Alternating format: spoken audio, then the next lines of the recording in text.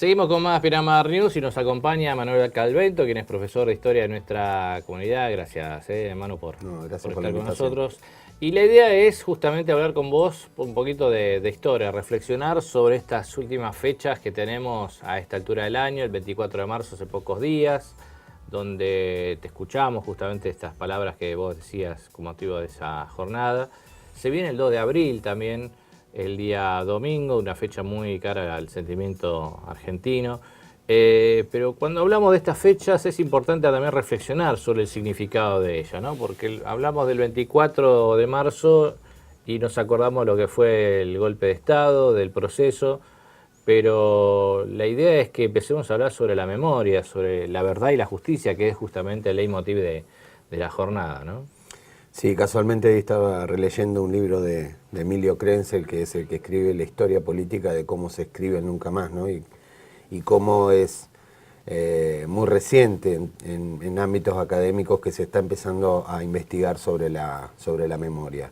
El 84, el Nunca Más, la creación de la CONADEP, que habilitó también la teoría de los dos demonios, su revisión en los 90 y la cuestión de hablar de plan sistemático y terrorismo de Estado.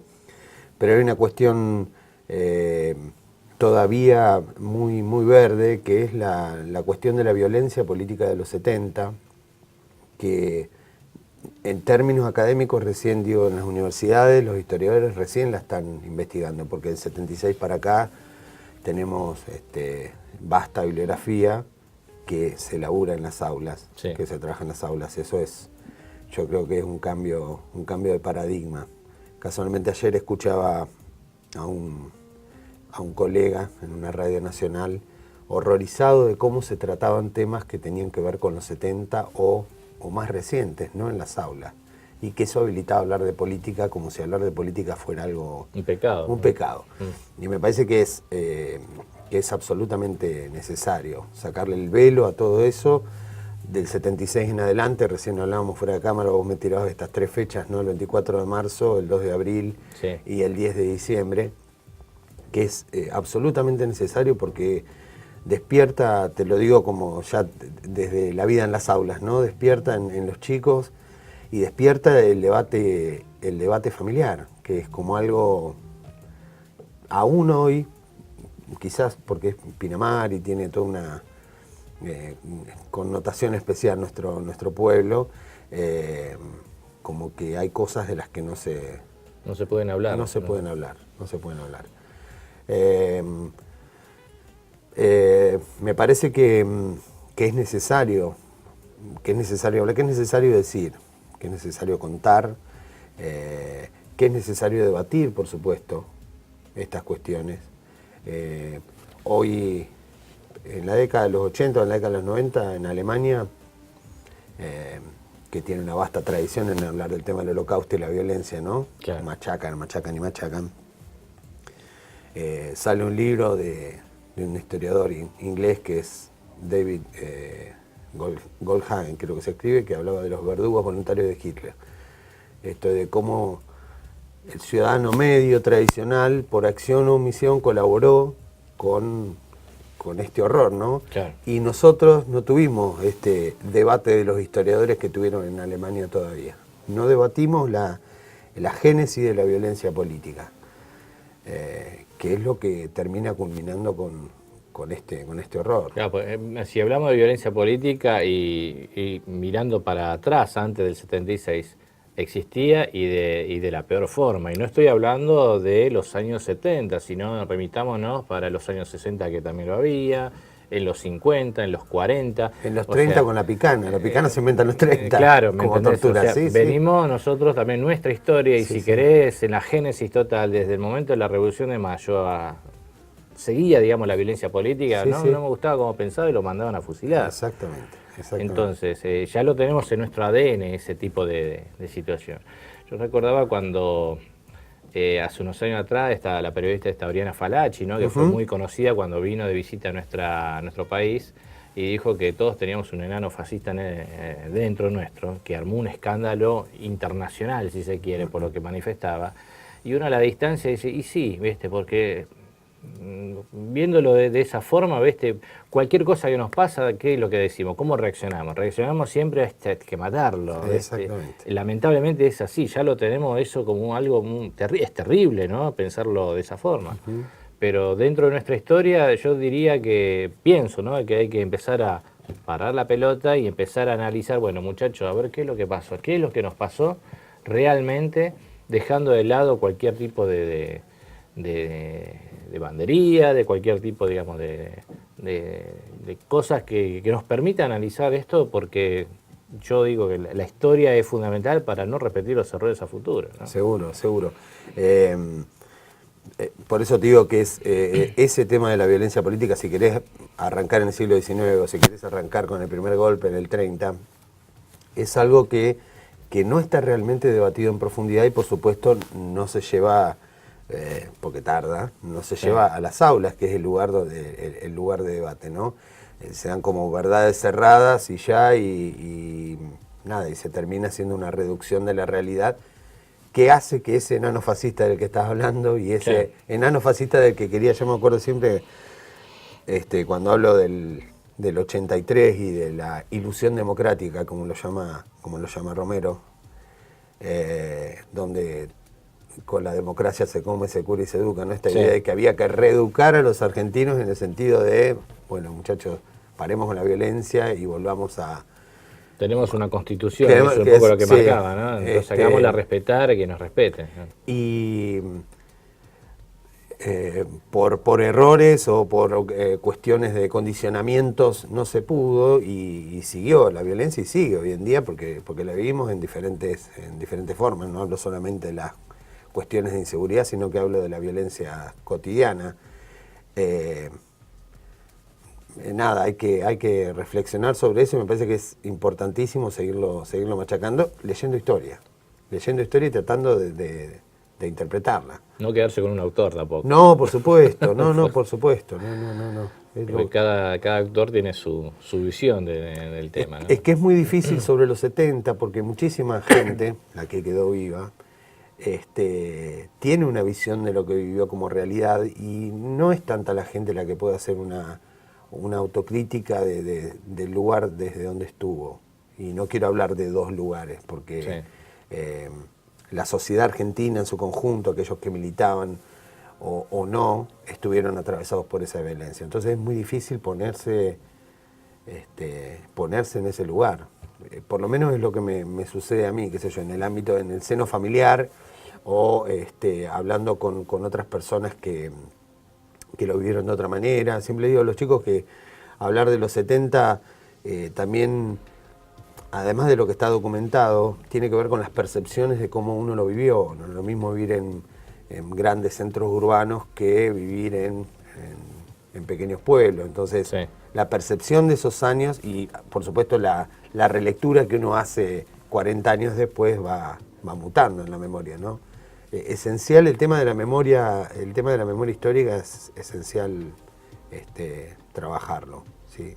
Ahora, los chicos, cuando vos das clases, ¿no? Son ya de generaciones, digamos, más recientes, no han vivido toda esa historia, tal vez quizá le cuentan sus mayores algo de lo que vivieron, porque también sus mayores en ese momento eran chicos. ¿Cómo se trabaja eso? ¿Qué es lo que te cuenta ellos? ¿O les interesa eso realmente? Bueno, una de las cuestiones en las que a veces hablaba con mi viejo, cuando él era docente, era a veces es contraproducente tratar de inocular un tema, porque por ahí generás una posición contraria a la que vos esperabas en un pibe. Entonces lo primero que hacemos ahora es, ¿qué saben? ¿Hablan en casa? ¿Se habla de política? En la mayoría de los hogares no es un tema cotidiano, por ahí en algunos casos puntuales sí, me he encontrado con alumnos que tienen familiares desaparecidos o familiares que formaban parte de fuerzas de seguridad, pero genera, digamos, desde ese lugar genera el bichito de saber, bueno, ¿qué pasó? ¿Cómo lo viviste? Porque la mayoría de los alumnos que tengo ahora tienen un poquito más grandes que yo, o incluso más chicos, ¿no? Uno se va volviendo mayor. Pero genera curiosidad a veces por el morbo de lo que sucedió. pero genera curiosidad y desde ahí, desde la curiosidad de los chicos, tratar de pensar esto juntos, ¿no? Porque es muy difícil, es como explicarles la Guerra Fría, algún mundo que desapareció, sí. Explicar los 70 o explicar el peronismo, que me parece que es el tema más difícil de explicar en nuestra historia política argentina, pero genera curiosidad en los chicos y lo ven desde un punto de vista muy serio. O fíjate que yo cuando estudiaba en el secundario teníamos el libro de Ibáñez. Claro. El libro de Ibáñez era una persona donde te resumía en 5 líneas toda una década. Por ejemplo. Llegaba hasta 1943. Claro, exactamente. Sí, sí. Entonces la historia después reciente, bueno, te enterabas por lo que te contaban, ¿viste? O si no, tenías que recurrir a libros que en ese momento no existía internet ni nada de eso, ¿no? Algún libro que por ahí se le ocurría escribir a, qué sé yo, algún historiador como Romero, por ejemplo, o Rosa, ¿no? Que por ahí andaba, Pepe Rosa. andaba por ahí perdido. Pero después, o Palacios, que era otro, que era, Ernesto Palacio era un historiador más de derecha que, bueno, que era fanático de los golpes militares. Pero después no había más nada, ¿no? Y claro, ¿cómo haces ahora para explicar todo eso? Porque ahora sí, ahora todo el mundo se ha animado, a partir del 83 se ha animado a empezar a escribir esa historia que nos falta, ¿no? Y que es del año 43, como vos decís, hasta lo más reciente, ¿no? Todas esas cosas que han pasado que no lo contaron o no contaban, digamos, los historiadores porque no se animaban, por una cuestión de, bueno, esto sí, esto no. Bueno, Romero decía que había que tener José Luis, que había que tener una distancia por lo menos de 50 años con los hechos que uno iba a contar para tener la suficiente objetividad como para contarlos. Hoy hay grupos que se dedican, grupos académicos que sigan exclusivamente a trabajar sobre historia reciente, otros que desde otras ramas de conocimiento, como Hugo Besetti, que es psicólogo, que trabaja sobre el tema de la memoria y la violencia revolucionaria. Sí. En principio el periodismo fue quien empezó a contar la historia reciente. Por eso digo que es muy, valga la redundancia, reciente de estos estudios que hablan sobre nuestra realidad, que es necesaria releerla, conocerla, porque si no nos quedamos con la crónica diaria y no podemos ver el hilo conductor de los hechos y las interpretaciones sobre eso. Hablamos del 24 de marzo. Se viene el 2 de abril, que es otra fecha también difícil, dura para nuestra sociedad, ¿no? Y ahí también hay polémica. ¿Por qué? A ver. Porque... o yo la veo polémica, ¿no? Tengo contacto con el grupo de veteranos de Pinamar, sí. Con Edu, con Ricardo Castro, y cada uno, lo bueno que se pudieron juntar, ¿no? Sí. Y cada uno tiene una visión diferente sobre lo que fue Malvinas en el contexto de la dictadura, Malvinas como el conflicto, Malvinas como la recuperación, Malvinas como bandera histórica digamos, como símbolo. Y eso también se traduce en polémicas, en aquellos que apoyan el tema de la recuperación de Malvinas el 2 de abril como un acto heroico, aquellos que lo ven como parte de un plan de propaganda de la dictadura en un momento en el que se encontraba ya en retirada por la crisis de la deuda. Sí. Bueno, da la casualidad que 3 días antes, hoy mirá, un aniversario, 30 de marzo, se producía una represión importantísima en Plaza de Mayo, ¿no? En protesta por todo lo que estaba pasando en ese momento, en el contexto del proceso, que estaban en retirada. Y 3 días después esa misma gente que fue apaleada estaba, dicen que era la misma gente. No sé si era la misma gente, no sé si era pero bueno, la Plaza de Mayo se llenó de vuelta, o sea, cosas que tenemos los argentinos también, ¿no? Sí, la cuestión del exitismo. Yo trato de focalizar en historias de vida. Cuando trabajo Malvinas, el año pasado hicimos en uno de los colegios donde trabajo una semana dedicada a Malvinas para que no fuera el 2 de abril solamente, sino que se trabajara como en memoria histórica. Proyectamos un documental sobre una escuela de Río Gallegos, un grupo de alumnos que presentaron un proyecto en una feria de ciencias para viajar a Malvinas y conocer Malvinas. Fueron los primeros alumnos argentinos que con sus guardapolvos blancos y sus docentes fueron a pasar unas semanas a Malvinas, creo que fueron 15 días.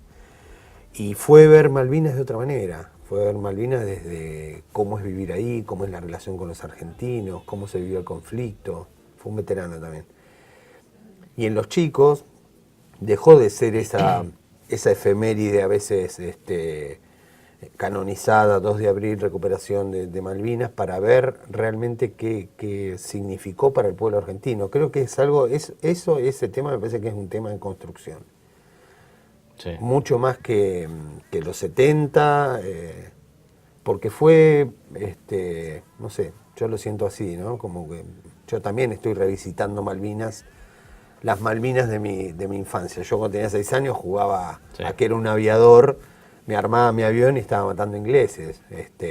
Esa es mi imagen de Malvinas. O ir a la estación de tren de Tandil, que salían los soldados y los pertrechos que después iban a ir a las islas. Y nada, tengo esa imagen de mi infancia y trato de confrontarla con lo que leí y tratar de contar una historia que sea desde la memoria, sí creo que hay que seguir acompañando, nada, y estando con aquellos que fueron y escuchándolo, porque cada uno tiene una historia distinta, cada uno tiene una percepción distinta, así como hablamos de los 70, de la gente que fue a Malvinas, desde el que fue estaqueado. Digo, porque me puedo quedar con Iluminados por el fuego de Edgardo Esteban, o me puedo quedar con otros relatos donde dicen que lo de Esteban no fue así. Hay polémica sobre todo, así somos los argentinos. Pero hay un denominador común que es Malvinas no se toca, Malvinas es que es necesario recordar,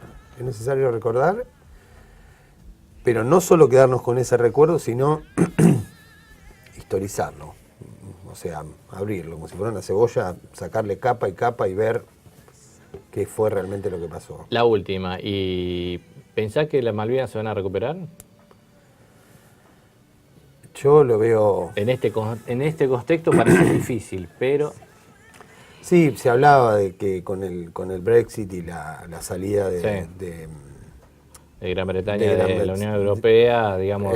quedarían en otra condición los isleños, y eso habilitaría a una reconexión con el continente. La verdad que lo veo demasiado lejano. No sé cuánto hay de ilusión y cuánto hay de realidad. Fíjate vos que cuando se firmó el estatuto, la Carta de la Unión Europea, la Constitución de la Unión Europea, figuraba en los anexos de que los territorios de ultramar también eran considerados de la Unión Europea, entre ellos Malvinas. Claro. Al no estar Gran Bretaña, ahí cambia, digamos, este estatuto. Bueno, uno dice, ¿no?, que tal vez quizás con este cambio del tablero político mundial podría llegar, no te digo en el corto plazo, pero yo creo que vamos camino, de a poquito vamos camino a recuperar. Yo creo que también es diferente el lugar desde donde uno está, ¿no? Porque verle la cara a esos pibes que pudieron ir a Malvinas, que realmente la sentían como algo propio, como sus docentes, ¿no? Seguro. Viviendo ahí. No sé si lo siente de la misma manera el resto de los argentinos, de los bonaerenses, de la gente del norte. Capaz que la gente del norte sí, porque tiene sus caídos, la mayoría, ¿no? Sí. Eso también es para pensarlo. Tengo alumnos que me dicen, ¿para qué queremos la Malvinas? Y uno tiene que... Es que es así. Sí. La memoria se va perdiendo. Me parece que eso es importantísimo, y siempre en términos pacíficos. Digo, acá no puede haber más guerra, no puede haber más violencia, y no lo digo en relación a la compra de armas, ¿no? Pero digo, me parece que... ahora lo desmintieron, pero bueno, está bien. Yo no sé qué creer ya, pero bueno, ¿qué va a hacer? Pero bueno. Manuel, gracias por estar con nosotros, gracias a vos acompañándonos un ratito. Por invitarme. Gracias por todo. Seguimos con más Pinamar News después de esta pausa.